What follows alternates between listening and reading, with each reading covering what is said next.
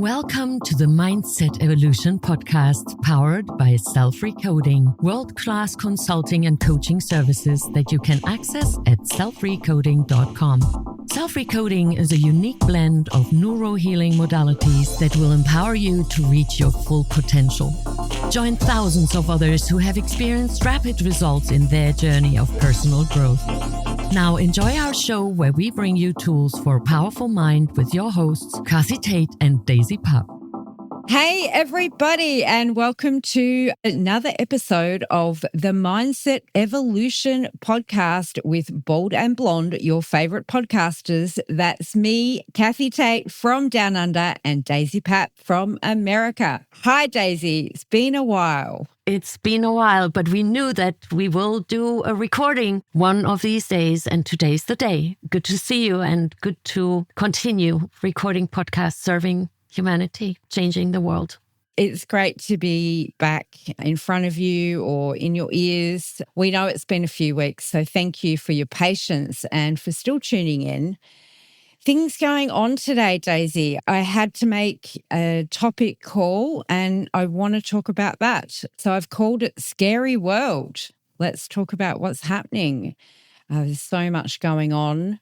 We don't really need to go into specifics because I think that a lot of people are aware that this and that is happening. But what I really want to talk about is how are we treating each other? Well, a scary world. It depends on my attitude and it depends on my point of view. Where my focus goes, everything grows. So when I continue watching the scary stuff, then I will have an impact in my body, onto my nervous system, onto my neurobiology. That's fact. This is nothing new. Scientists are now more and more in the open because it's no longer possible to shadow ban all of them, meaning that suppressing all of that information. And it is very clear what fear does to us. It disables us, all of us. So the question is, how can we face fear in a more healthy way? And the short version is there's a difference between fear and danger. Well, yes. So before we get into that, because I think that's really going to be very important, I'm the same. I know that what is being touted out there is meant to make us scared, but I've chosen to see it anyway, to stay aware of what is happening in the world. And I think a lot of people don't feel like they can just not watch it or not be curious about what people are saying or what's sort of being reported, not only by mainstream, but also by independent media. And it is information overload a bit, and it is really hard to know what to believe. And then what you end up sort of being is either very, very confused and not sure who to believe, and then also, that is very scary in itself because of the level of uncertainty for people. And then we find these tactics happening to divide groups of people. And so then you're seeing people attacking other people because they don't think the same thing as them. And that's, to me, the scariest part, because as long as we're divided, we don't get to come together basically to save ourselves from these handful of very rich people who want to do things to our world that we don't agree with. I think it is a good idea to have a look at several aspects of what I heard you just mention. The divide that is, I think, smoothly and easily to be fixed with one simple thought or idea. When we adapt to that and adopt that thought, we are one human family, period. Now, that stops already who comes from where and why they look how they do and what's their gender, what's their age, what's their faith. Irrelevant, yeah? We are one human family. Switch off the news more often than not. If I were you, I would limit myself to 5 minutes. Why? Because the body can also become addicted to the fear. We can be very accustomed to good feelings, and people say and state that very often that, oh yeah, I want to feel good, I want to feel good. Well, what are you doing to feel good? And what are you supporting that I want to feel good with? And what are you doing quite the opposite that just defeats what you want? Being informed, yeah, absolutely. I think I've never said that in public. I did in the public world, but never on camera or in a microphone. Television. Tell a vision. Information. Bringing something into form. Inform. So the more we watch and listen to what television tells us, and we watch that so-called information, so we can be in a specific form, because shape and form has the same meaning, right? Or very similar. So when I'm informed, then those who inform me question my own question, am I going to be shaped? And yes, I am. Every one of us. Do I want to participate in that? Or do I want to rather think of, okay, we are one human family, we have different ideas, we have different wants and wishes and needs. And nevertheless, there are many studies out there and experiments where it was questioned, okay, what are the basic human needs? All over the world, they are the same. They're the same basic needs. We all have them. And when we focus on that, and when we focus on one additional part, people's behavior will tell you much more than what they say, especially when we watch it and observe it over a longer period of time. When I tell you today, Kathi, I care for you and I care for your people, I care for your neighbors, I care for the citizens of your country, I care for your homeland, and then I turn around and say something else or do something else. The question is, how persistent am I? And how much is what I say and what I do aligned? When we look at leaders around the world, I think most of them do not really behave like what I would consider a leader, especially a good leader. What makes a leader good? What's a great quality in a leader? They watch out for their people. That's number one. I don't really feel watched out for from the people of the governments, from the citizenships that I have. I don't feel looked out for. I don't feel looked after. I don't feel that me being a citizen is at all of any matter to them anymore. I feel like I'm the orphan child that is forgotten by the leaders of countries where I belong. It's almost like when parents abandon their children. That's how I feel. I feel abandoned. And I feel that other people matter more than me, who I was born and raised where I was born and raised. And it's scary. Yeah, it's a scary world. Now, whenever we want to make changes, I think there are two thoughts. They're very important and empowering at the same time. We are the many. And only when we combine our thoughts and our curiosity, our love for life and the world and for one another, and we see one another as one human family, you may look otherwise, and maybe your name is different and your shoe size, and maybe you like food I would never want to think about, or vice versa. We are one human family. What do we really want as one human family? We want to have peace around and a place where we can thrive. A scary world. What will my grandchildren or their grandchildren see when we now don't come together and focus on the human values?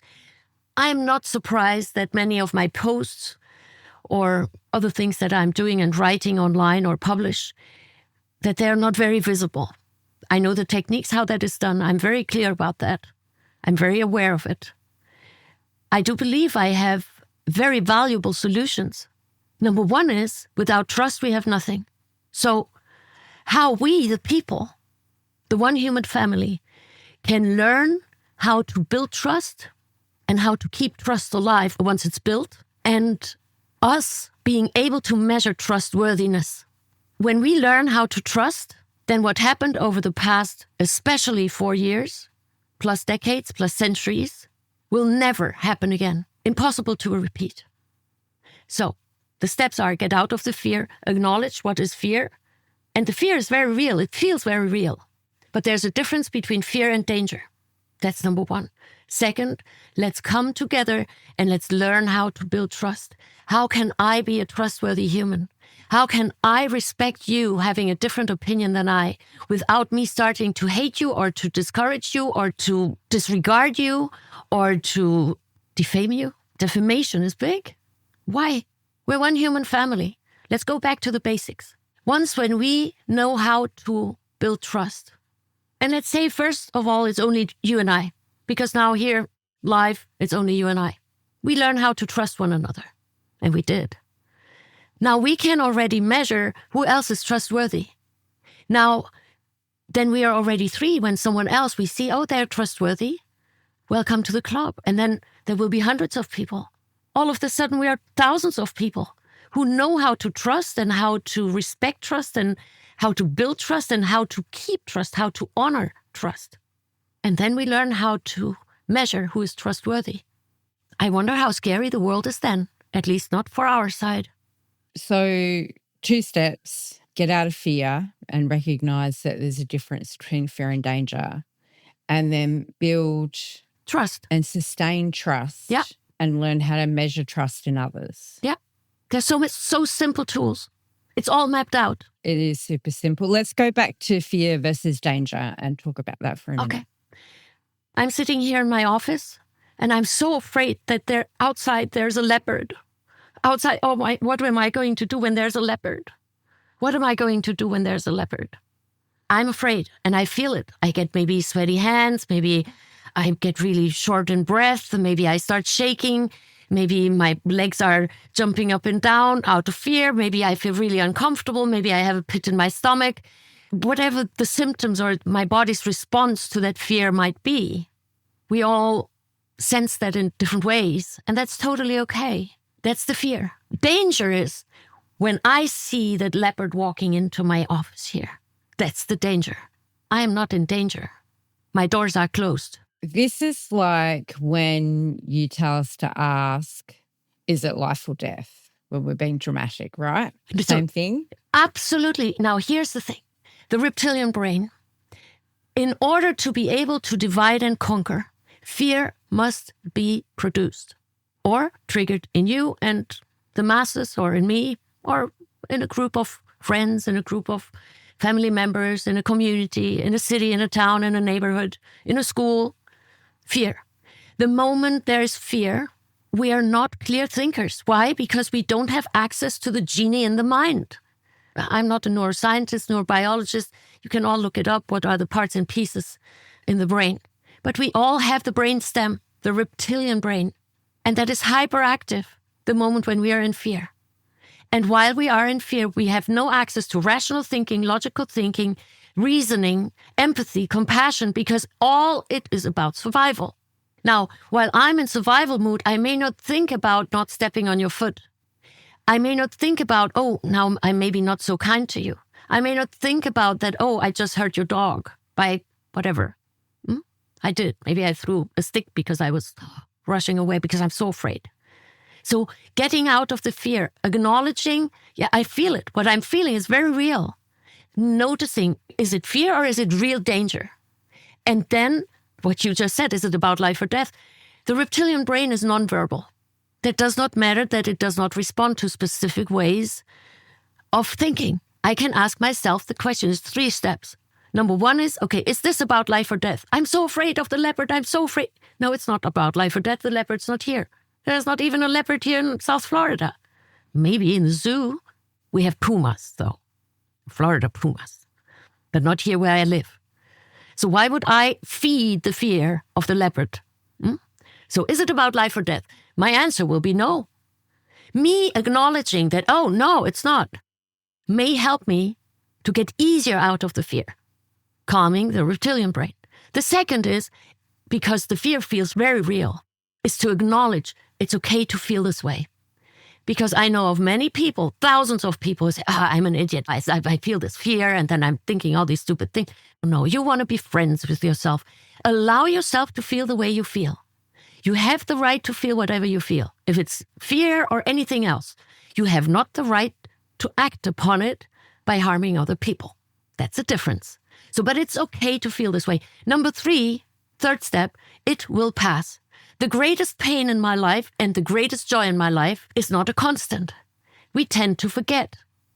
Now, in psychological operations, it is studied over decades how to keep people in fear. I could go even one step further. Many people are afraid of death. I get that. There are statistics. Which type of death are people most afraid of? Guess which it is. At least 4-5 years ago, the statistic was like that. Suffocating. Oh. Suffocating. Interesting. What did we hear over years? Climate change. That's one thing. And prior to that, the past 4 years. People will suffocate. Yeah. Okay, I'm not even getting further into that. It's interesting. It's not it. Well, I was going to comment that Please. the best way to keep people into fear is just to keep repeating the fearful message. Right? It is that simple. Yes. It's the same way we keep ourselves in fear, by playing the same mind movies over and over. Yeah. Mm-hmm. Now there's another technique. Because in the past, it was enough that you brought up one fear and repeated that, let's say, for 5 years, and people were, Nowadays, every 10 minutes, there's a new fear. Now this happened, now that happened. There is a fear-mongering. The question, is it really a danger? When there is a volcano spitting lava, I feel sorry for the people who live nearby and must evacuate. Does it really impact me right here where I live? Is the volcano, how far is the volcano from me? Now, what is the point me being fearful right here, right now, being in total panic mode, not being able to think clearly, making more mishaps, forgetting maybe to pick up the dog from the groomer, or forgetting to buy the grocery, or forgetting my passport at a place where I needed it, or my ID. It's not helpful. It is self-defeating. Let's get out of the fear first.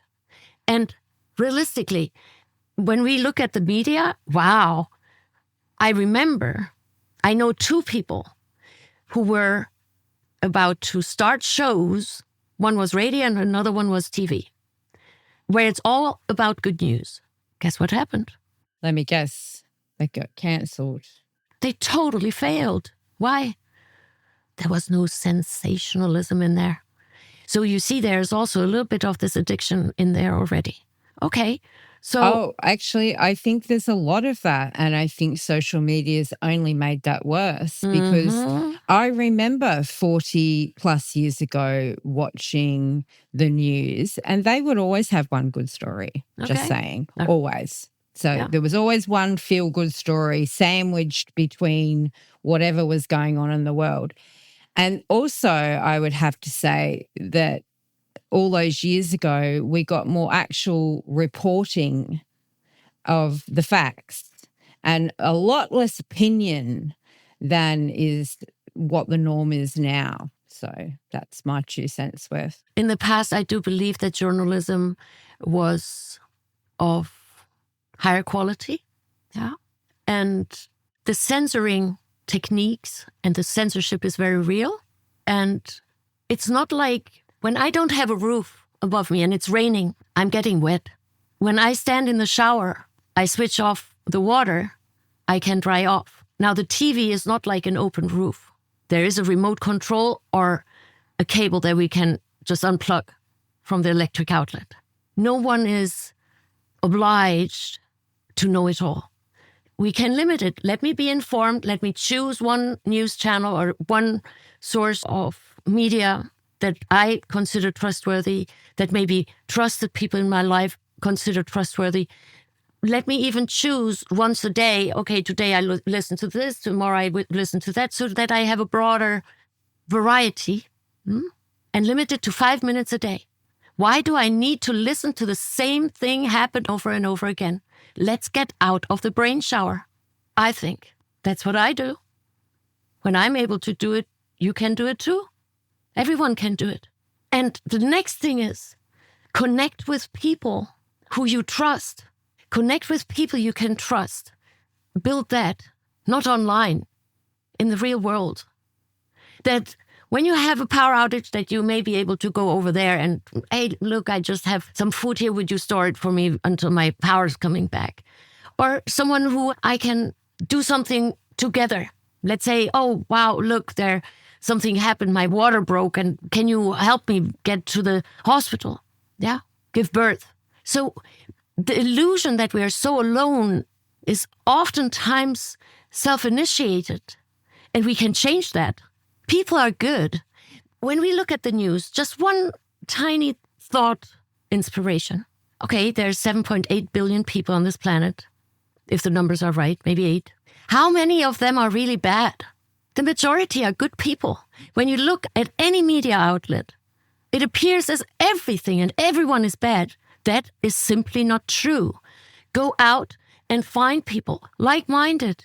Find people who are worthwhile to communicate with.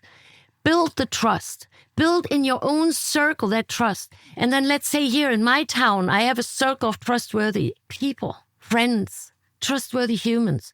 Maybe then we can meet with another group in another town or city, or maybe in another country who is also trustworthy. And then we can interconnect. But it is important that we also in our proximity have connections and people where we can reach out, because that helps us to get out of the fear-mongering.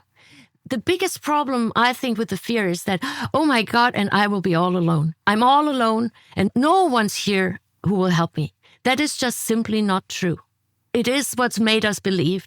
Yeah, I agree. And I think it is designed to do that. And a lot of the tactics that were used in the last 4 years to isolate people from other people physically, this is a bit of an aftermath of that as well. So I 100% agree that getting with others, finding other people like-minded and trustworthy in your own community is really important. Don't forget how important human touch and human contact is, and contact with nature. Yes. So important to ground us and keep us at a mentally prepared state where we're much more switched on around these tactics being used on us, so we can differentiate between what is clearly not true and something that might be worth researching more. But I also say make connections with people in other countries too. If Yes. I had not reached out to you, we would not have a 4-year-old podcast that's won multiple awards and helped thousands and thousands of people. Yeah. So I do say reach out to other people, but it is so important to have the people in your life. Remember to tell them that you love them. Remember to listen to them. Remember that this is what we're fighting for. It's love and connections and family and grandchildren and all the wonderful things that humans can be and create. And that's what I try and remember when I'm in a state of fear. All these things that Daisy's talked about today, but also the reasons to create a better world, the reasons to want to change what is happening right now. And I don't think people have to look too far to find that reason. I know I don't. Wherever your focus goes, everything grows, period. When I want to find the fault in you, I will find it. Why? Because my focus is on it. Oh, yeah, look, oh, no, Kathi, and this, and now that, and no. But when I focus on, okay, show me the good in you. We are in a very different energetic exchange and energetic connection. Yeah? And it's totally okay that you have a different opinion than someone else. Totally okay. Real quick question.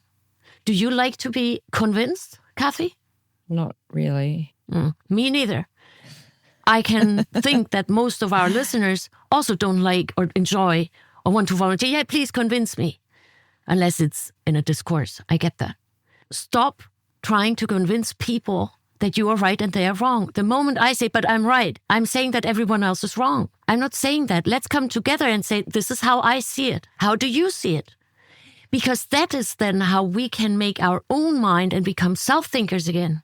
It all falls together. Yes. And that is how we find solutions, by talking about things. And I think I've got to be honest, I think that is one of the most important things that I have learnt from you, is how amazing it is when you let go of the need to be right. It changes everything. It changes so many dynamics. I cannot emphasize this enough.